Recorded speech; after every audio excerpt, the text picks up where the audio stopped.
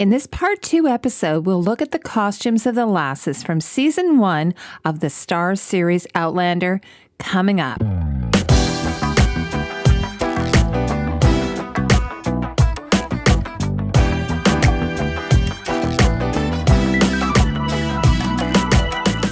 Welcome back to another episode of Costume Co. If it's your first time to the channel, I post almost weekly videos where I analyze costumes from some of your favorite TV shows and movies.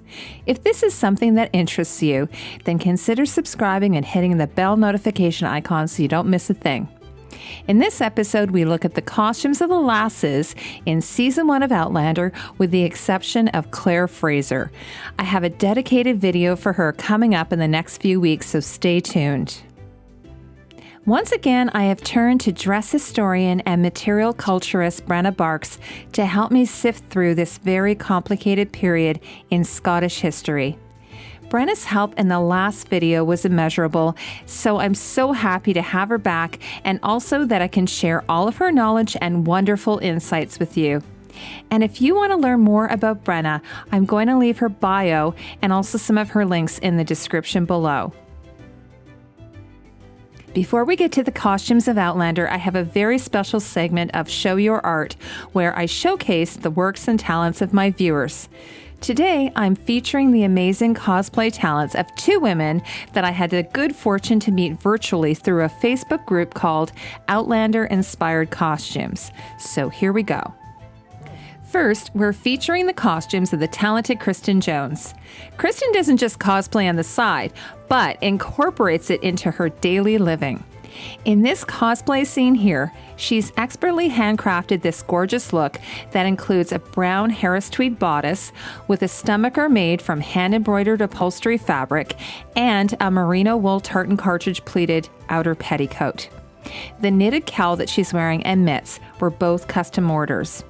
And all of Kristen's underpinnings, while you can't see them here, are period correct, including her boots and stockings. In this look, which is Claire's outfit from the season 2 episode The Hail Mary, Kristen wears a Melton wool fabric bodice. The outer petticoat is made from merino wool tartan fabric, and it's arranged with knife pleats and box pleats. The arisade, or that oversized tartan overwrap, is made from 3 yards of fabric, and then it's belted with one of Kristen's own handcrafted belts, and then the whole thing is topped off with an apothecary bag.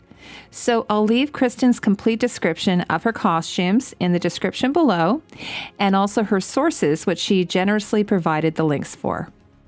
And along with being a talented dressmaker, Kristen also creates custom vegan leather handcrafted items. So here's an example of one of her projects, which is Claire's apothecary bag from Outlander season 2 that we just saw in the previous picture.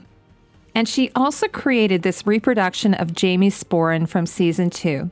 So that's her work on the left, and then we have a picture of the original, which is on Jamie on the right. And finally, here are a few arisade belts that Kristen made. As you can see, she's hand-scripted both belts. The one on the left is Je suis presse, and on the right is Sassenach. And I'll leave Kristen's contact information in the description below if you want to inquire about getting any custom work done by her. And Kristen will also be back in the next episode because we have something special planned for you, so stay tuned. Next up is this Claire cosplay season 1 mashup by Sheila Eccles-Smesney. This ensemble includes a peacock green jacket, floral stomacher, brown skirt, and brown crochet cowl. Budget-conscious Sheila chose upholstery and curtain fabrics for this look, something that I've done a great deal myself. And she purchased the cowl from Etsy. And if you go to her blog, she's posted some great pictures of the period undergarments that she created for this costume as well. Here are some shots of her pattern cutting, and as you can see, it's always good to have a snack on hand while you're doing the harder work. Here's a great shot she took of the partially completed bodice and floral stomacher that's placed on her dressmaker's dummy. And she tells me that she has beginner sewing skills, but by the looks of it, Sheila's skills are anything but beginner. Sheila later added this tartan cloak that Claire wore midway through season 1. Made for warmer climates in Texas and cutting the cost of screen-accurate tartan, she opted for a lightweight wool crepe and only enough lightweight Douglas weathered tartan for the front and hood lining. Finally, she made a new stomacher with leftover fabric from the peacock green jacket and tea-stained a large square scarf that tucked into the bodice. And if you want to see more of Sheila's other cosplay costumes, including an incredible Lady Stoneheart cosplay, I'll leave a link for her blog in the description below. I want to thank both Kristen and Sheila for sharing their work with us today. And I'd also like to send a shout out to the Outlander Inspired Costumes Facebook group, who have been so helpful in answering my questions and being so generous, and especially Jennifer Begley from Two Silver Cats. Warning, there will be spoilers for the entire first and second season of the Starz series Outlander. Please refrain from leaving spoilery material on future seasons in the comment section below. Thank you. Before we get to specific characters, let me say that there are some general observations that we can make about the women's costumes in Season 1. The first and most important obvious one is the amount of clothes that the principal characters have. I'm going to get to Claire's costumes in the next video, and clearly she has more costumes than any other character, but even lesser characters have more costumes than they should. This is what Brenna Barks has to say. Look at houses of the time period for the average person, and you will notice they rarely had wardrobes or many places to store clothes. This is because they didn't have a lot of clothes to store. The average woman would typically have worn a large skirt, possibly multiple to keep warm and get the bulk at the hips that was in vogue at the time. Just because they were poor and hell gone from London doesn't mean they didn't have some sense of the fashionable silhouette. And a bodice of simple wool and an arisade, which is basically a big plaid blanket worn about them like a cloak or shawl.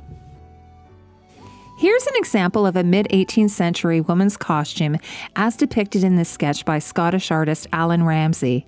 This ensemble includes a fichu, which is a triangular-shaped neck scarf tucked into the bodice, and a cap.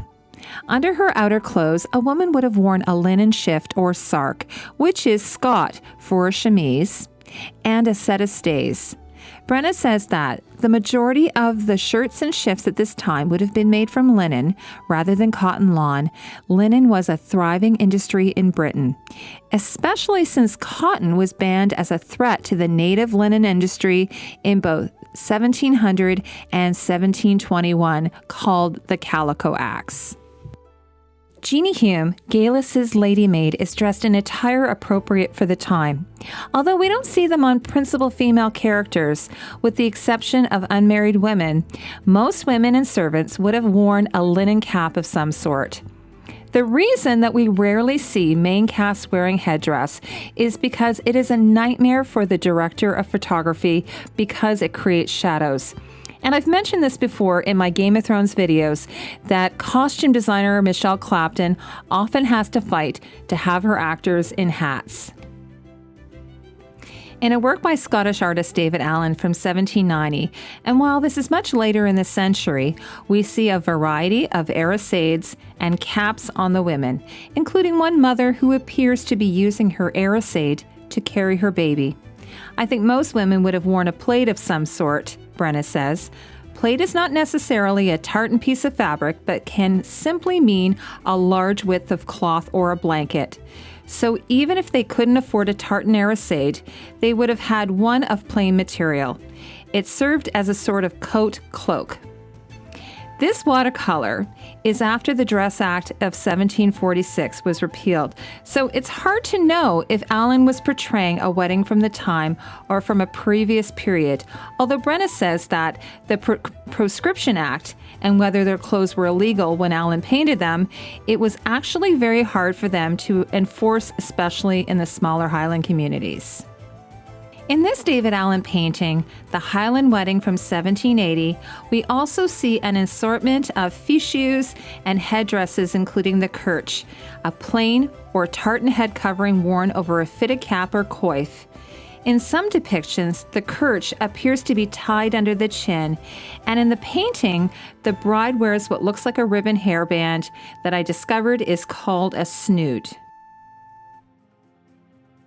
In this 18th century painting by Scottish artist Richard Waite, the woman is wearing a kerch over a cap and a fichu pinned with an annular brooch. And I'm not certain, but in the picture of the kerch, it appears there is some shaping by means of tucks added to her headdress. In this detail of an engraving of Scotswomen walking or fulling cloth that's dated circa 1770, we see a variety of women and girls wearing arisades, caps, fichus, and snoots. While Dresbach made the practical decision that her actors had to wear footwear, Brenna Barks says that this isn't actually historically correct. The big inaccuracy in Outlander, though, she says, everyone had shoes. The accounts of the time period discuss people of both genders in Wales and Scotland as frequently being barefoot. Admittedly, all of these accounts must be taken with a grain of salt because of the tendency to other the Scottish and Welsh, but it is something that was notable and something else that we have forgotten used to be expensive. That's why there were cobblers, because shoes were expensive, so you mended what was worn out rather than bought new. Brenna does qualify this by saying, I suspect they did wrap their feet with rags based on practices by the poorer Britons in the Victoria era when we had photographs. Here are two early sketches, rather simple concepts for Geillis, Duncan, by Terry Dresbach. The one on the left is from March 2013, while the one on the right is a little bit later from July 2013. I adore Geillis' costume, and dare I say, I might like them more than Claire's. This look is the first one we see on Geillis, and I'm going to warn you from this point forward, I'm getting into spoilers from season 1 and 2, so you've been warned. Here is Dresbach's sketch for this costume labeled Geillis Episode 102. The notes read, pale tan leather bodice, shawl or felt cape, oatmeal gray skirt, pleated white stomacher. The rendering is swatched with the fabric from her costume. And we learn in Season 2, Episode 13, that Geillis has gone through the stones wearing this same costume when she travels from 1968. Therefore, her outfit would have been created using modern materials like we see with her shawl, and also construction techniques. Presumably in her little book of research, Gillian Edgars, as Geillis Duncan is known in 1968, would have included research on the costumes of the time. Sandy Russo of Knitsy Blonde, she tells me that the shawl and mitts that Geillis is wearing here, like many of her Season 1 garments, is created with a felting technique called nuno, which is derived from the Japanese word meaning cloth. Sandy says that nuno is a lovely technique that produces a rustic felted fabric. Sandy tells me that Dutch actor Lottie Verbeek is funny. She likes playing with her clothing, so she actually put the thing on differently than Terry intended it to be worn. She put this one on her head when it wasn't meant to be that way. One remark on continuity is that Gillian wasn't wearing the mitts when she came through the stones, and by the looks of it, no travel bag to put them in. Here's a great studio shot of the costume. Here you can see that the shawl is actually intended to be worn sort of like a serape. Here is a bodice that I found for the Met in New York City with a very similar construction to Geillis' leather bodice. This 18th century bodice is made from cotton and is either American or European. A fan favorite is this felted curly wool capelet that Geillis wears in Episode 3. It's also made from the same felting technique. With it, she's wearing what looks like a sleeveless linen bodice and pin-tuck textured skirt. Geillis wears the cape again in Episode 10 by the pricking of my thumbs. Later in the episode, Geillis is wearing another sleeveless bodice, again in felted wool. So from a distance, it looks like layers of feathers. And to me, this is appropriate given that Geillis comes from another timeline and that she also dabbles in the dark arts. This is what Dresbach says about the bodice that she calls the monkey jacket. Oh, how I love this piece. It is a felted waistcoat. The furry spine was supposed to go down the back and the waistcoat opens in the front. But Lottie said, what if I wear it backwards? We turned it around and she started creepily stroking the spine. It was perfect. With it, she wears this lovely woven brocade skirt. The skirt is this extraordinary skirt we made from a beautiful linen wool fabric from Ireland, Dresbach said. The skirt is made with the wrong side out. At the last minute, I tied her sleeves at the elbow with a leather thong. It just seemed like the thing to do. Here's a really great studio shot of actor Lotte Verbeek. The full skirt has deep pleats, and the additional fullness on the hips is achieved by a bum roll, which she would wear under her skirt and petticoat. Here's a great close-up of the bodice and the texture of the wool that's kept its fluffy texture through the felting process. Geillis gets a bold shot of color with these crimson red shoes. According to Dresbach, it was happenstance that Geillis ended up with these shoes. Lotte saw them sitting on the wardrobe floor and inquired after them, and in a bit of kismet, Lotte tried them on and they fit her perfectly. Geillis repurposes the same skirt in episode 10 when her husband drops dead from poisoning. She adds this matching bodice made from the same brocade, although it appears to be missing a stomacher. But as a woman of the 20th century living in the 18th century, she's decided that she can do what she dang well wants. For this next costume, which is also one of my favorite costumes, Dresbach said, "I loved this costume. I designed Geillis as if she was always playing dress-up, always playing a part. That is why not one of her costumes connect as if they belong to one person. Their only theme would be that they make people slightly uncomfortable, but they are not entirely sure why. This costume is her fiscal wife's costume. She comes to the castle looking respectable." Here's Dresbach's 2014 sketch of Geillis, episode 104 costume. The notes read, muslin, green velour, dye cream fabric mushroom. Dresbach said, "I am madly in love with her fichu, which is felted wool. Again, we were able to play with costumes that don't entirely feel like they are of the time. A bit disconcerting, but certainly within the realm of possibilities." On the right is a close-up of the green velour, which is obviously not period correct, but so lovely. Something I thought I'd mention as a personal observation, but in the show you might notice that greens, browns, and grays change color during the color correction process. Here are some excellent studio shots of the costumes that Terry Dresbach shared on her blog. Both the stomacher and underskirt are flat pleated to create additional texture. The felted fichu also looks like they've added tucks. And Geillis' jacket is similar to a caraco, which is a thigh-length style of jacket fitted to the waist with a center front opening and fitted 3/4 length sleeves or longer. The fullness of the skirt of the jacket comes from these inverted box pleats at the back and side back seams.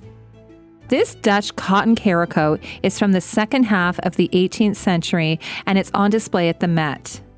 Like Geillis' outfit, here's an example of a matching caraco and petticoat from the V&A in London.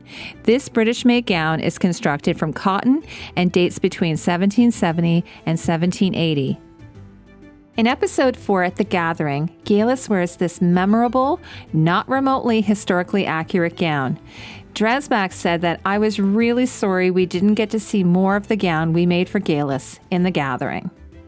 Here's Dresbach's sketch of Geillis' gathering costume that she rendered in November of 2013.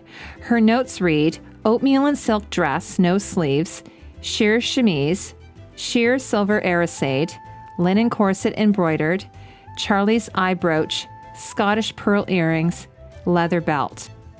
In these studio shots from Dresbach's blog, she said, "It is a riff on an arisade, or maybe better, Geillis' particular take on an arisade. Once again, Geillis plays with her clothes. She is always playing dress-up, never the same Geillis twice. Geillis is always wearing a costume." Dresbach said, "And yes, the eye brooch is purposely large. I made that choice for the telling of the story. I know that the actual lover's eye brooches were much smaller. I have long been obsessed with lover's eye jewelry. I had one made for Geillis at The Gathering. Let me be the first to say that once again, to use one of these at the time of our story is inaccurate. Lover's eyes did not show up for another 40 years. And as a side note, the eye in the lover's eye appears to belong to Bonnie Prince Charlie. Here's a painted portrait of Bonnie Prince Charlie from about 1750 by William Mossman from the Scottish National Gallery, so you can see what I mean. This painting, however, was done after the Battle of Culloden while Charles was living in exile. Here's 2 examples of Georgian lover's eye jewelry from an eBay auction from a private collection. The shape on the left, by the way, is called a witch's heart, the shape used as a talisman to ward off evil spirits. In Scotland, this same shape was called the Luckenbooth. These 2 coats are Dresbach's favorite in the season, and Geillis' fairy coat, seen on the right, is my absolute favorite costume. In another bit of kismet, Dresbach describes on her blog how this stunning jacket came to be. The best part of the story, she said, is that we were planning an entirely different coat. We had chosen this amazing fabric and were literally waiting for it to arrive. It was nail-biting time, and it was clear the day before shooting that the fabric was not going to arrive in time. One of those moments, you'd better figure it out and fast, so we found this gold fabric on the shelf, but it was kind of dull. So we added the decorative stitching, but it still said nothing much. This was Geillis' In the Woods with a Fairy Babe and Claire. It had to be special, and by this time it is the night before shooting.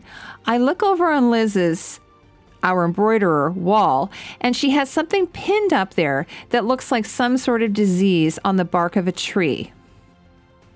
What the hell is that? I ask our mad scientist. Oh, just a wee experiment I did with scraps off the floor, she says. Cut to the chase, we are all digging scraps out of the garbage and off the floor. No, I am not exaggerating. Before you know it, Liz is doing some weird felting technique on the machine. We are patchworking the bark growth onto this coat, and it finally starts to look like something. But it still hadn't completely harmonized. It needed some pop. I pulled out this yellowish chartreuse thread and had Liz work it into the mossy growth. Finally, we dyed cording to match for a closure, and there it was. When we put it on Lottie, it was absolute magic. That little point. It was gleeful, audacious. Once again, Geillis challenges you. A perfect costume moment created out of thin air and some stuff from the trash. Here is Lottie Verbeek modeling the finished garment. According to Dresbach, the coat was modeled after this 18th century garment. This French jacket dates between 1760 and 1770. The original is made from shaped taffeta, brocaded silk and spun silver, entre-deux, and silver lace flounces. It's from the collection at Les Arts Décoratifs. I'm not certain if this episode 10 dress actually made it into the show or just in a cut scene with Jamie. Maybe you can let me know in the comments below. Here is Terry Dresbach's sketch of the costume with fabric swatches, and the notes read, mushroom open weave linen, linen sleeves, plaid tartan stitch on bodice. Dresbach said on her blog, my favorite Geillis dress. I called it the moth dress. I think it defines her. We frequently left off the corset on Geillis. Women should look at her and say, she's not wearing a corset. And men should look at her and say, she's not wearing a corset. The bone bodice has detachable straps and detachable sleeves, and clearly the character doesn't give a crap about what people think, but of course, it all catches up with her eventually. Dresbach said, there is a wildness and a freedom to this dress, a sense of abandon. It looks like it might fall off if you blow hard enough, or if she might just flap her arms a couple of times and float upwards. It has tremendous movement. Dresbach said that if you look close enough, you will see a plaid we stitched into the bodice, and Geillis' silver knit ring. Here is Geillis' version of a morning gown. Dresbach said, I love this dress. We call it the Raven dress for obvious reasons. This dress is all about the materials.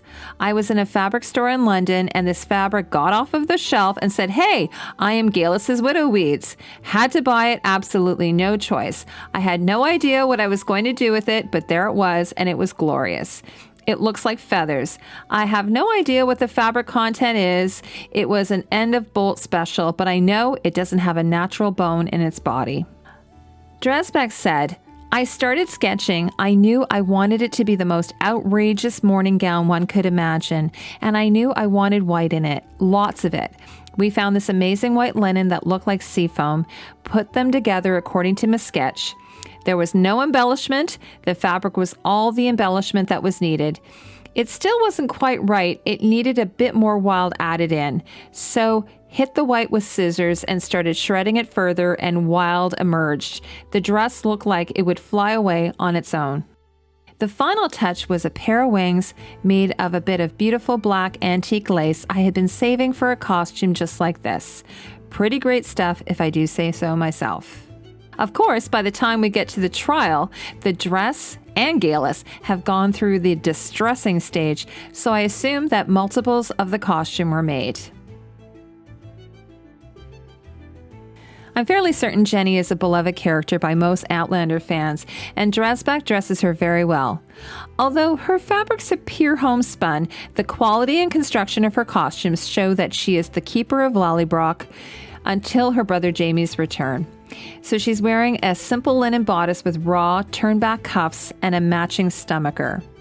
In this costume, Dressback chooses to put Jenny in undyed linen cloth, perhaps because Jamie still considers her an innocent in need of his protection. In this shot, she's wearing the same bodice, but with a check woolen skirt. The skirt is flat in the front with all of the pleats at the side and back. In this close-up on the left, you can see that Jenny tucks her stomacher into her skirt and only laces the bodice to the waist to allow for her pregnant tummy. The stomacher has additional boning to give it stiffness, and these metal hooks or loops seen here in the close-up are not period correct. And on the right is a close-up of the check woven fabric of her skirt. According to Gordon Kirkbright, Jenny's skirt is woven in the same checkerboard pattern as the Rob Roy McGregor tartan. In this scene, she's once again wearing the same bodice, although it's wrapped with a linen fichu. And for some reason, she's wearing yet another woolen skirt. Maybe this is her chores skirt. Here's a new bodice. This one is some kind of rib fabric that tapers to the waist and has flared tabs over the skirt portion. This is the same check skirt from the previous shot. And I don't have a very good shot of the front, but there are tucks and piping detail, and the detachable sleeves are laced to the bodice. Finally, Jenny wears this look in episode 14. She's no longer pregnant, so she's returned to the tapered waist, full hip silhouette. And as a side note, in the 18th century, women would not have the luxury of maternity clothes. They would just have loosened the laces of the bodices and stays, as we saw earlier. On the left, we see an embroidered detail on Jenny's wool tweed bodice that, in my humble opinion, doesn't really do anything for the costume. It's not that attractive, and I'm not even sure what the significance is. And the skirt that we see on the right appears to be the same lighter weight linen skirt from the other scene. Here's a good shot at Jenny's detachable sleeves. They're attached with leather laces through hand-worked eyelets, which is period correct. Metal grommets weren't a thing until the 19th century. Thomas Rogers, he actually patented the metal eyelet not until 1823. And some historians I've read poo-poo the historical accuracy of laced-on sleeves. Honestly, I'm not certain if this was a thing in the 18th century Scotland or not, but I did find some historical evidence to show that while it wasn't common in Europe, it did exist to some extent. So here's an example of mid-18th century silk stays from Italy. In this case, the sleeves are attached with ribbon ties. And here's another set of stays that date between 1720 to 1750. The sleeves seen here are attached with what look like tabs. In these two 18th century paintings by Italian artists, both of the women depicted here wear bodices with attached sleeves. On the left is the painting of a girl in a blue dress by Pietro Rottari from 1755. The model has sleeves loosely laced on. And on the right is the painting A Young Lady with Two Dogs by Giacomo Cerruti.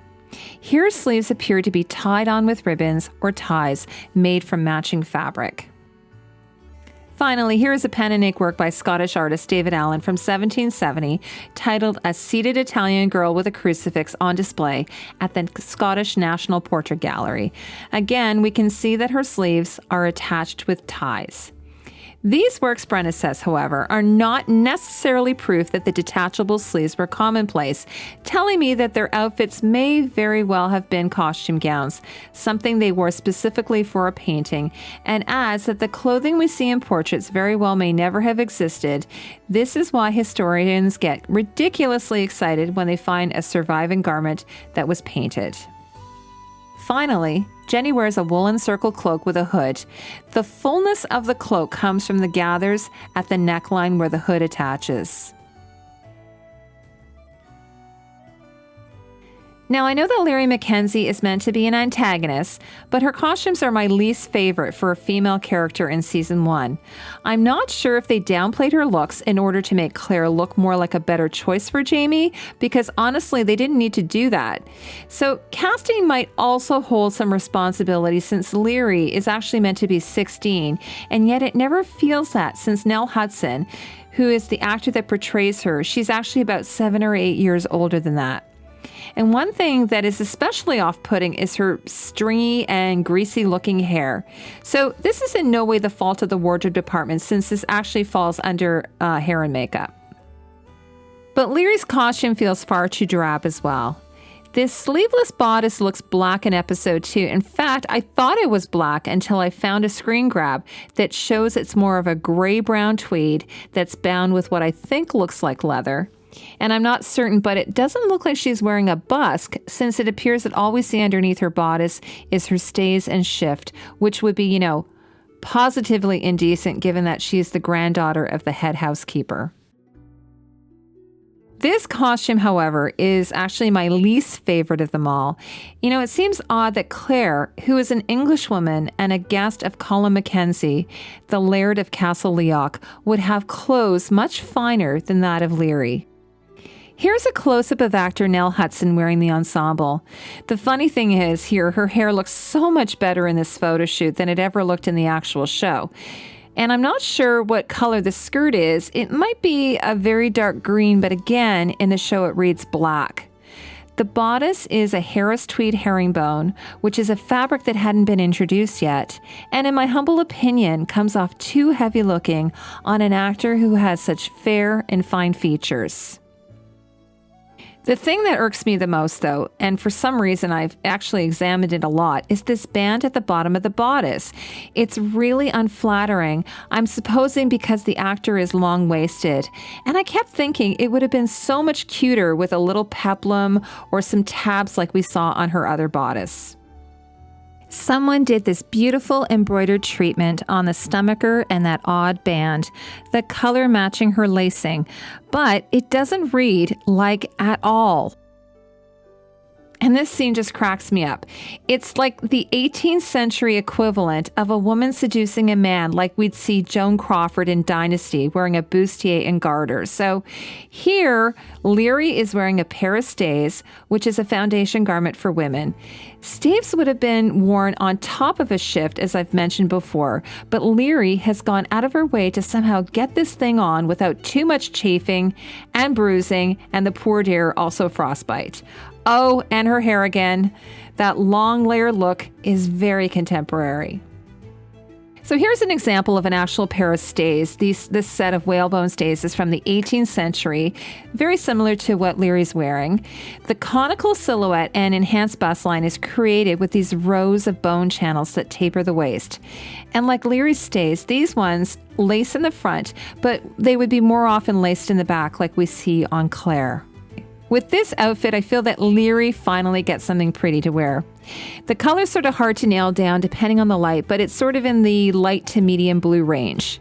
The stomacher is a biased tartan pattern. This might be machine embroidered and not actually woven.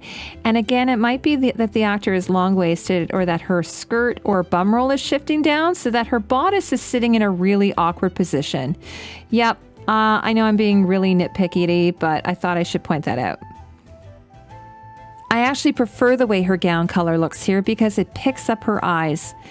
I think that the bodice is trimmed with ruffles made from the salvage of the dress fabric.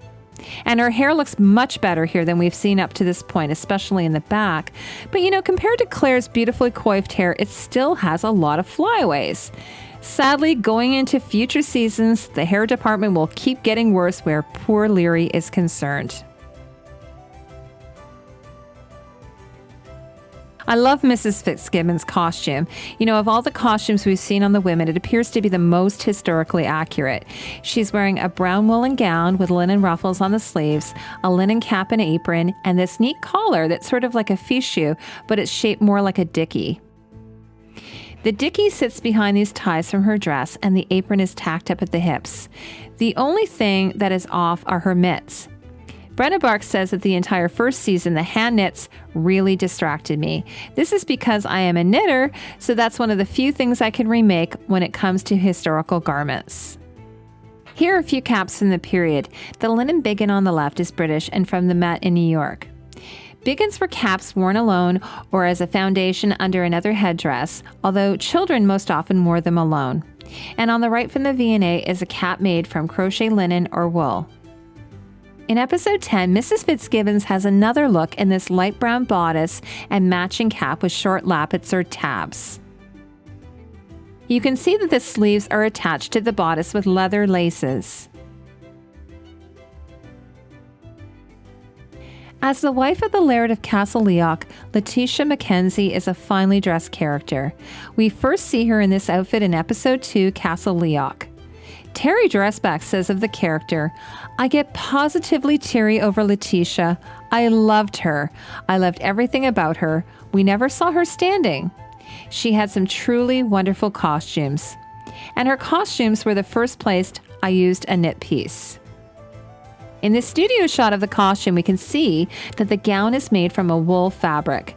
The butterscotch petticoat and sleeve flounce is picked up from the subtle tartan weave of the dress. The gown is embellished with ruffles made from the dress fabric and a very pretty silk trim. It's hard to see, but the tartan is beautifully matched up on the bodice. Finally, the costume is finished off with a capelet, which Sandy Russo from Knitsy Blonde tells me is crocheted. About the knits used in this series, while lovely, Brenna says that as a whole, everything was too bulky. They were clearly modern interpretations of garments at the time. Lacy and other sorts of mitts were worn, but they weren't that chunky, usually more delicate. Cowls and even scarves were not a thing. Women would have worn shawls and fichus. Of course, Letitia's most memorable costume is this gorgeous butterscotch gown that she wore to the gathering. The color of the gown is a close match to her auburn hair, which is styled beautifully here. It's the first time we see an arisade on a character, excluding Geillis, of course, whose gathering costume is non-traditional. The arisade is held in position by 4 brooches, 2 at the shoulder and 2 at the hip. On the left, we can see that the stomacher has an overlay of this mesh fabric, which is the same fabric that's used in the flounce on her sleeves. And on the right is a close-up of the MacKenzie tartan arisade, made specifically for the Outlander series. For reference, here's a painting of Elizabeth Gunning, Duchess of Hamilton by Scottish painter Gavin Hamilton. In this 1752 portrait, the Irish-born famous beauty wears a gown with a wrap pinned at her neckline with what looks like a citrine brooch. Here's Letitia's other gown, the one she wears to the concert. This gown is made from a burgundy windowpane tweed, and I'm not positive about the wrap, but I think it looks like it's made from red fox pelts. The stomacher is quilted, and the gown is embellished with this flat pleated trim. With a gown like this, the stomacher traditionally would have been held into position with pins, which are hidden in the folds at the front of the gown. In this other portrait of Elizabeth Gunning from 1752, and again by Scottish artist Gavin Hamilton, you can see that she has the same folds in her dress to hide the pins that hold her stomacher in place. Both Elizabeth Gunning's portraits are on display at the Scottish National Portrait Gallery. For reference, here are a few examples of the British sack gown as it's sometimes called. This green and pink brocade woven silk open robe is from the collection from the costume exhibit in Bath. Now the gown would have had a contrasting underskirt and stomacher. The one seen here is for display purposes only. And while the French sack-back gown had loose watteau pleats in the back, the strips of the British sack were stitched down to the waist, as we see here. And finally, here is Outlander author Diana Gabaldon in this beautiful velvet tartan printed gown. Terry Dressback specially designed this costume for Diana, like she did for show creator Ron Moore for her walk-on role at the gathering. The notes read, blue velvet with painted plaid, and then something or other, MacKenzie sackback and stomacher, gold trim on sleeves and bodice. And to clarify, the sackback on Diana's costume is fashioned after the French sackback gown or robe à la française. Here's a shot of Diana standing with Mrs. Fitzgibbons during the gathering scene. And that completes part 2 on the Costumes of Outlander. Thank you so much to Brenna Barks for sharing all of your knowledge with us, and also to Sandy Russo from Knitsy Blonde for all of your help. In the next episode, we'll look at the costumes of Claire Randall Fraser, so make sure you're subscribed and hit the bell notification icon so you don't miss out. And in the meantime, you can check out my other Outlander episodes. I'll leave a link in the description. And as always, thank you so much for watching.